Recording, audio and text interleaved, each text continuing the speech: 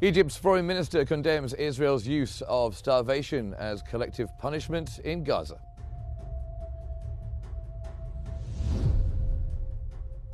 UK, France, Germany, Poland and Ukraine warn Russia of new sanctions if the 30-day ceasefire with Kyiv is violated.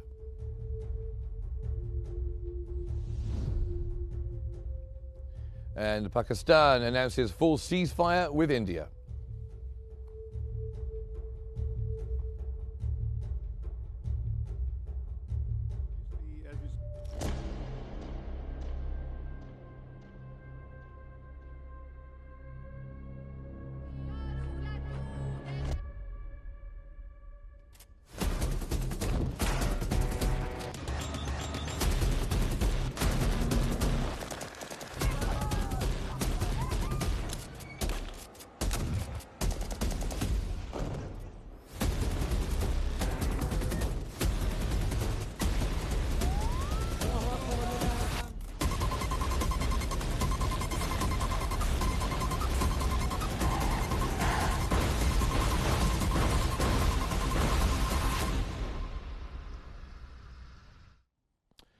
Gaza-based health authorities have announced that the death toll from Israeli attacks on the Gaza Strip has climbed to over 52,700 and over 119,300 were wounded. Gaza-based health authorities have reported that Israeli military operations in Gaza had killed 27 Palestinians and injured 85 others in the past 24 hours.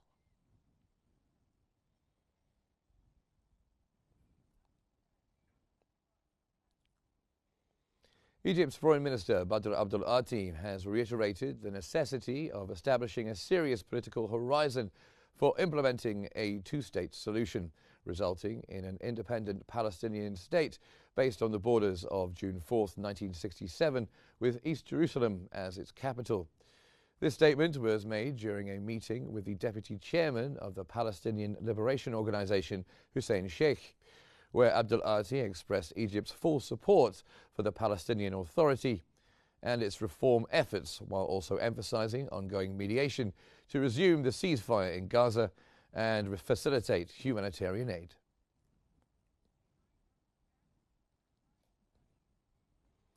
Egypt's Foreign Minister Badr Abdul Ati has condemned Israel's use of starvation as a form of collective punishment in Gaza. During talks with Palestinian Vice President Hussein el-Sheikh in Cairo, Abdul Ati reaffirmed Egypt's ongoing mediation efforts with Qatar and the United States to restore a ceasefire. Discussions also covered reconstruction in Gaza under the Arab Islamic Plan and preparations for an international donor conference co-hosted by Egypt, the UN, and the Palestinian government. El-Sheikh praised Egypt's role in supporting Palestinians and facilitating aid and reconstruction efforts in Gaza.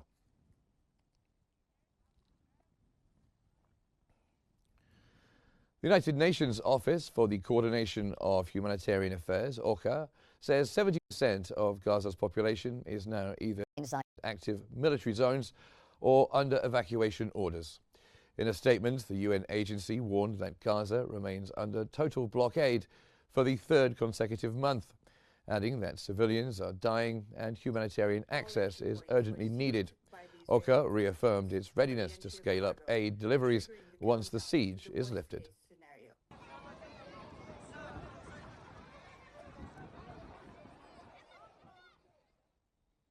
Protests erupted near the residence of Israeli President Isaac Herzog, with demonstrators demanding the return of Israelis held in Gaza. The Detainees and Missing Families Forum said no military victory in Gaza will be meaningful without the repatriation of those still detained by Palestinian groups.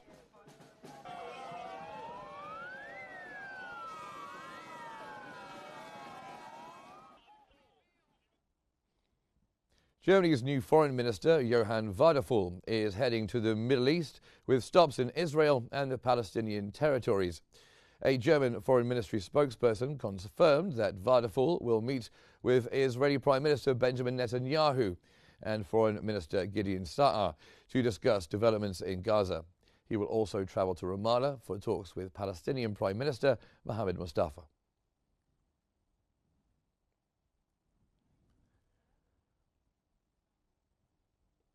And now we turn to the latest developments in the India-Pakistan conflict.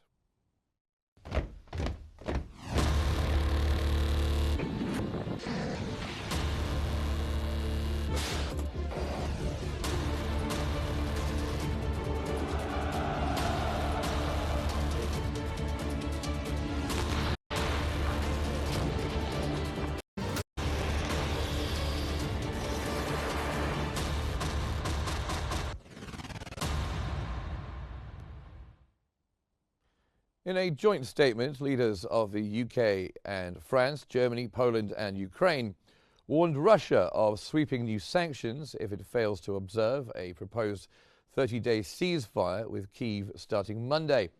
The leaders who met in Kyiv also pledged to increase military support for Ukraine should Moscow reject the truce.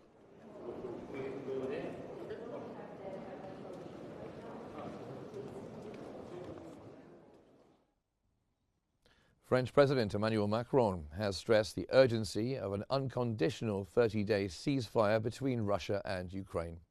Speaking during a meeting of European leaders in Kyiv, Macron revealed that the United States would supervise the implementation of the proposed truce. He warned of increased pressure on Moscow if it refuses to comply.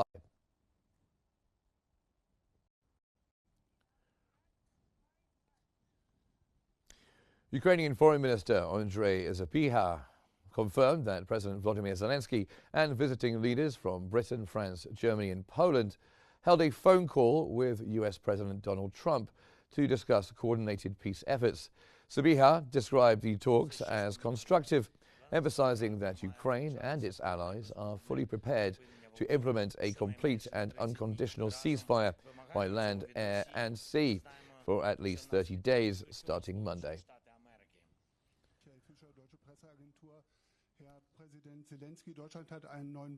Щойно ми всі разом говорили з президентом Трампом, ми погодили наш спільний погляд, наші... French President Emmanuel Macron warned of serious consequences if Russia refuses to accept the proposed 30-day ceasefire in Ukraine.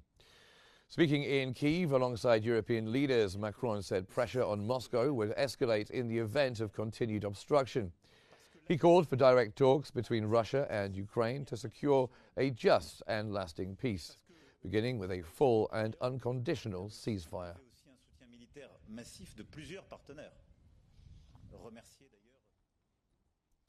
Slovak Prime Minister Robert Fico has reaffirmed his country's intent to deepen relations with Russia, despite opposition within the European Union. Fico criticized what he described as EU efforts to block his participation in World War II commemorations in Moscow. The Slovak leader broke with EU consensus by visiting Moscow late last year, marking a rare move among European leaders since Russia's 2022 invasion of Ukraine. Fico met Russian President Vladimir Putin at the Kremlin on Friday evening, following the military parade in Red Square, commemorating the 80th anniversary of the Allied and Russian victory over Nazi Germany. Mám to šťastie, že za ostatných 6 mesiacov som mal možnosť. Ukrainian soldiers and medics in the southeastern Zaporizhia region are saying that there has been no change on the front lines, despite a 3-day ceasefire declared by Russian President Vladimir Putin. Fighting reportedly continued on Friday with shelling, drone attacks and explosive drops persisting as before. Ukrainian forces in the area also reported Russian attempts to advance on their positions. Throughout the night and into Saturday morning, a constant stream of wounded soldiers was brought into a field hospital run by the 128th Separate Mountain Assault Transcarpathian Brigade.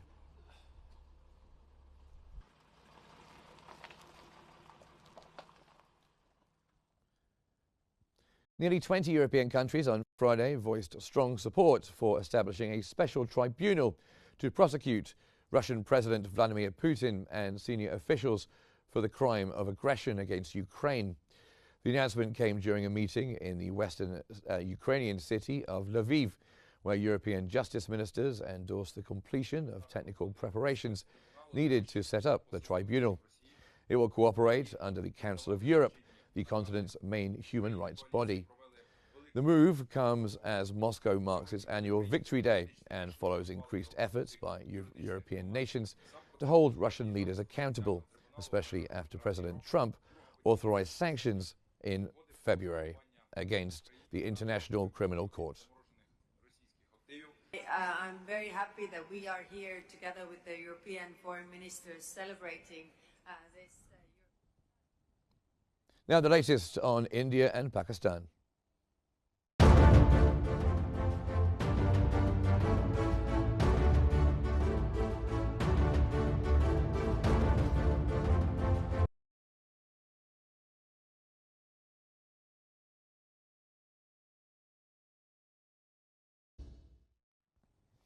Pakistan has announced the implementation of a full ceasefire with India.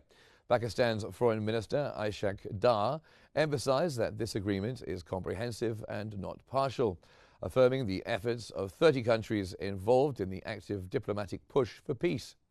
Dar reiterated that Pakistan is committed to peace and security in the region, not war.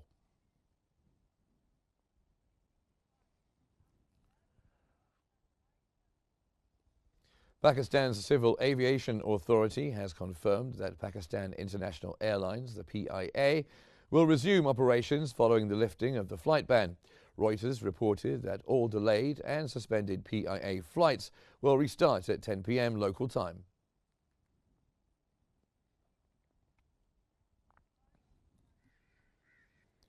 US President Donald Trump has announced that India and Pakistan have agreed to a full and immediate ceasefire following a night of US-brokered talks. Trump congratulated both nations for their decision, praising their use of common sense and great intelligence to resolve the crisis.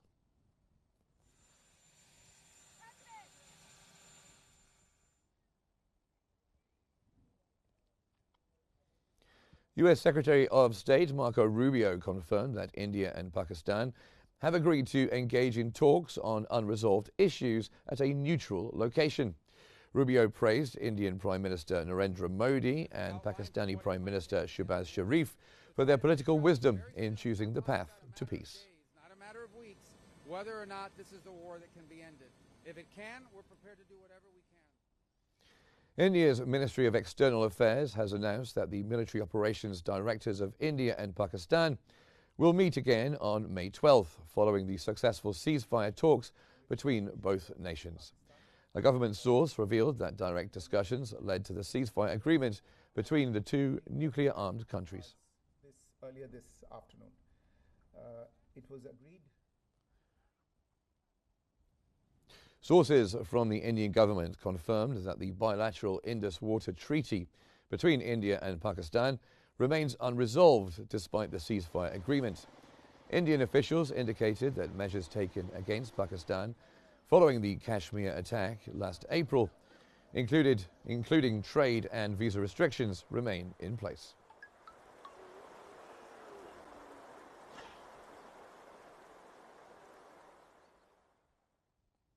And for more on this, we go across to our newsroom where Selma is waiting for us. Selma.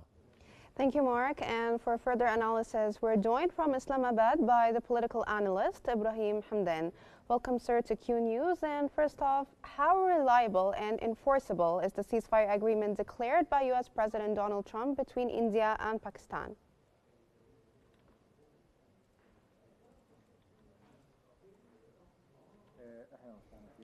Greetings to you and thanks for having me. Today, the U.S. President Donald Trump announced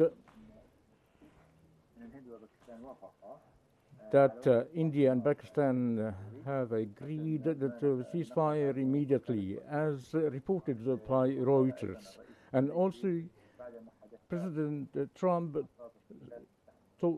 said also, following in the U.S. talks, it pleases me to announce that Pakistan and India have agreed cessation of fighting immediately. And also, the U.S. Foreign Secretary has urged Pakistan and India to find means to de-escalate the tension between Islamabad and New Delhi. And the U.S. Secretary said on the that Marco Rubio have already talked with the Pakistani counterpart and to start a negotiation between the two parties in order to end, not to, or rather to avoid more escalations and conflicts in the future. So, when Pakistan vowed retaliation for Islamabad and announced the readiness to launch a military campaign against India, in light of these developments, what has been the United States' role in mediating this conflict and how effective is its influence currently?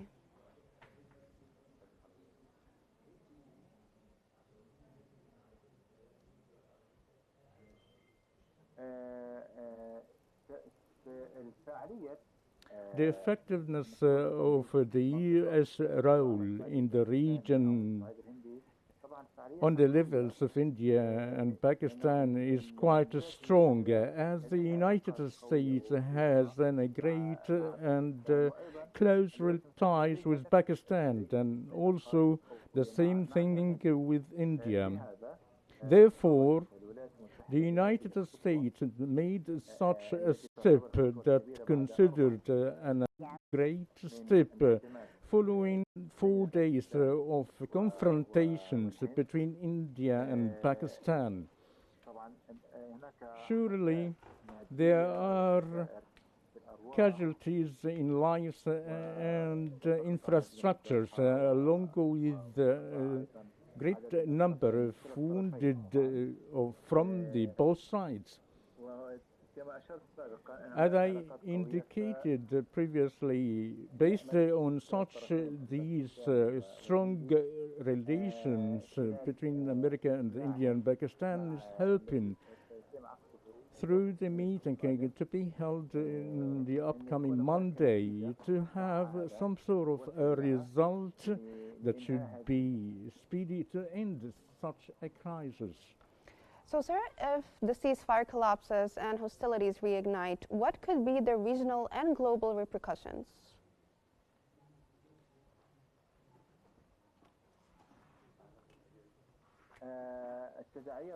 The repercussions regionally and internationally, as such a mediation did not come as it is, but supported by other 30 countries in order to calm the conflict between the two rivals. As we all know that both sides have nuclear heads and the other countries are very much concerned to exacerbate the issues between Islamabad and New Delhi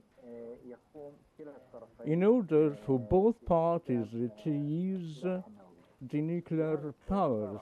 So this is why the United States fast-tracked the calm and de-escalated the tensions between the two rivals and to have full restraint by India and Pakistan in order to have an end such a crisis positively. Now, sir, shedding light on Kashmir, which has been the starting point of this escalation, how are the current events taking place in Kashmir affecting the possibility for de-escalation?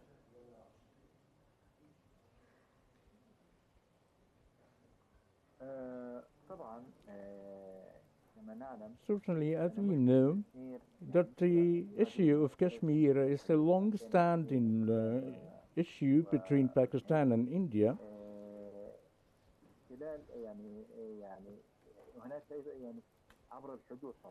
And of course, it's crossing the borders between India and Pakistan, and they have exchange of fires, and both sides accuses each other as a terrorist element into the Pakistan and vice versa. As In the past, there are problems on the borders between the two sides. This is in one hand, and on the other hand, this issue that started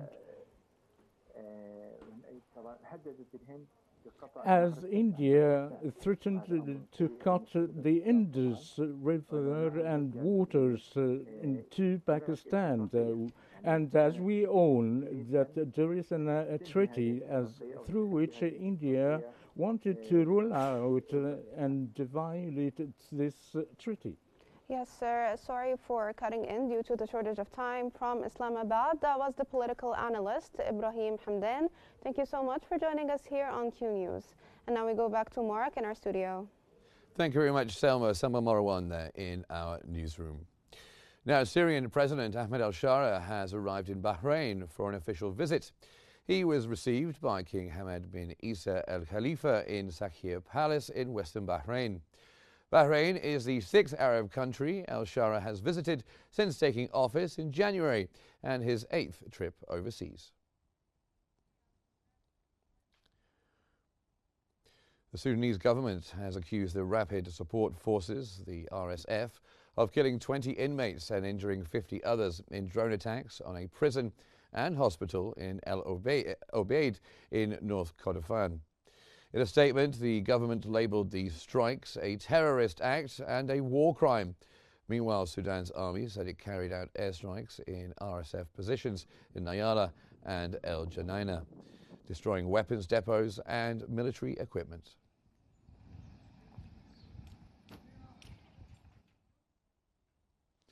Three people were killed and 16 others injured, including women and children, after RSF artillery targeted the city of El Fasher in Sudan's North Darfur state. The Sudanese Army 6th Infantry Division said it has full control of the situation. The army had conducted routine security sweeps in El Fasher a day earlier to prevent RSF infiltration.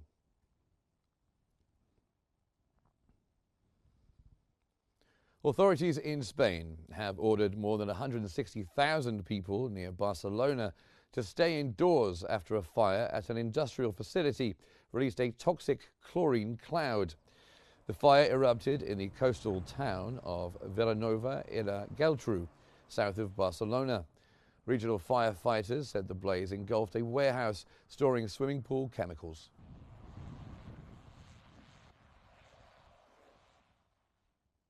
Taiwan has launched sweeping military defense reforms amid growing concerns over a potential Chinese invasion by 2027. That's according to a U.S. media report. The new strategy aims to hold off any attack until U.S. military support can arrive. Taiwan also plans to acquire over 3,200 domestically produced drones within 5 years to boost local defense capabilities.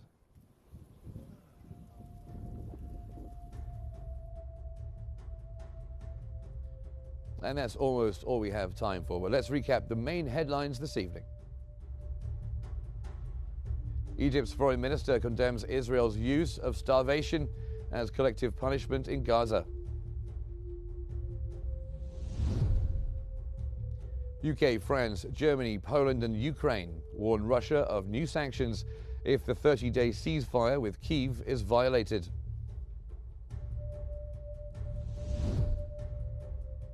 And Pakistan announces full ceasefire with India. And that's our main bulletin for this evening. But don't forget you can follow Q News 24 hours a day on our social media platforms at Q News EGY. Thanks for watching and have a very good evening.